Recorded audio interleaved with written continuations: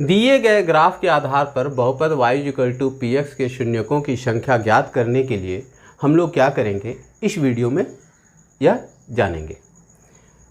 किसी भी ग्राफ में दो अक्ष होते हैं, एक x अक्ष और दूसरा y अक्ष। दोनों अक्ष के कटान बिंदु को मूल बिंदु के नाम से जानते हैं और ये दोनों अक्ष एक दूसरे पर समकोण बनाते हैं, मतलब 90 डिग्री का कोण बनाते हैं।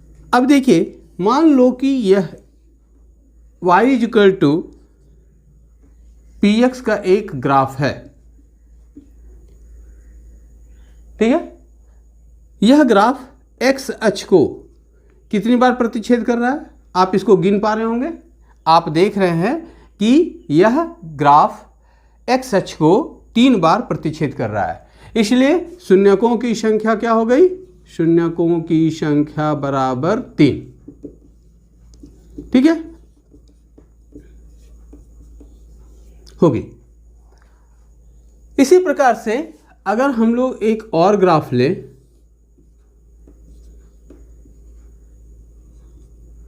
और यहां पर आप देख पा रहे हैं कि बहुपद y=px का ग्राफ x अक्ष को एक भी बिंदु पर प्रतिच्छेद नहीं कर रहा है,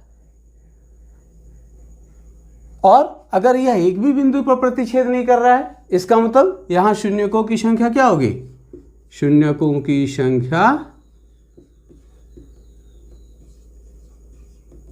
बराबर 0, शून्य।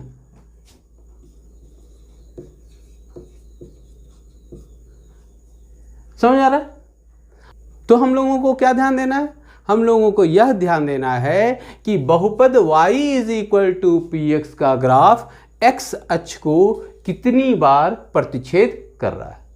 जितनी बार y=px का ग्राफ x अक्ष को प्रतिच्छेद करेगा, वही संख्या शून्यकों की संख्या होगी। क्लियर है? हम लोग को y अक्ष पर कितनी बार प्रतिच्छेद कर रहा है ये देखना भी नहीं है, सिर्फ और सिर्फ किस अक्ष को देखना है, x अक्ष को देखना है। मुझे आशा है कि आप लोग इसे समझ गए होंगे और प्रश्न को आसानी से हल कर। अब हम लोग चैप्टर 2 बहुपद के प्रश्नावली 2.1 के प्रश्नों को पढ़ेंगे और उसका उत्तर कैसे देंगे इसे जानेंगे। इस वीडियो के अंत में अभ्यास के भी प्रश्न दिए गए हैं जिन्हें आप स्वयं से हल करेंगे। बोर्ड की परीक्षा में सामान्यतः इससे 1 मार्क का क्वेश्चन पूछा जाता है। पहला प्रश्न, एक ग्राफ आपको आपके स्क्रीन पर दिखाई दे रहा है और आपको बताना है कि इस ग्राफ में बहुपद px के शून्यकों की संख्या क्या है।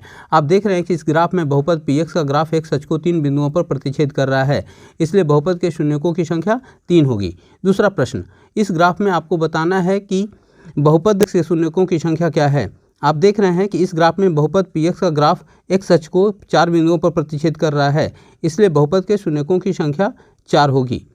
तीसरा प्रश्न, इस ग्राफ में आपको बताना है कि बहुपद के शून्यकों की संख्या क्या है। इस ग्राफ में आप देख पा रहे हैं कि बहुपद px का ग्राफ x अक्ष को एक बिंदु पर प्रतिच्छेद कर रहा है, इसलिए बहुपद के शून्यकों की संख्या 1 होगी। चौथा प्रश्न, इस ग्राफ में आपको बताना है कि बहुपद px के शून्यकों की संख्या क्या है। आप देख रहे हैं कि इस ग्राफ में बहुपद px का ग्राफ x अक्ष को एक बिंदु पर प्रतिच्छेद कर रहा है, इसलिए बहुपद के शून्यकों की संख्या 1 होगी। पांचवा प्रश्न, स्क्रीन पर दिखाई दे रहे ग्राफ को देखकर आपको बताना है कि इस ग्राफ में बहुपद px के शून्यकों की संख्या क्या है। आप देख रहे हैं कि इस ग्राफ में बहुपद px का ग्राफ x अक्ष को एक भी बिंदु पर प्रतिच्छेद नहीं कर पा रहा है, इसलिए बहुपद के शून्यकों की संख्या 0 होगी। अब आपको अभ्यास के प्रश्न दिखाई दे रहे हैं। अब आप इन अभ्यास के प्रश्नों को खुद से हल करने का प्रयास करें। आप सभी दिए गए प्रश्नों को ध्यान से देखेंगे और यह देखेंगे कि स्क्रीन पर दिखाए जा रहे एक के बाद एक के ग्राफ में दिया गया बहुपद px का ग्राफ x अक्ष को कितनी बार प्रतिच्छेद कर रहा है।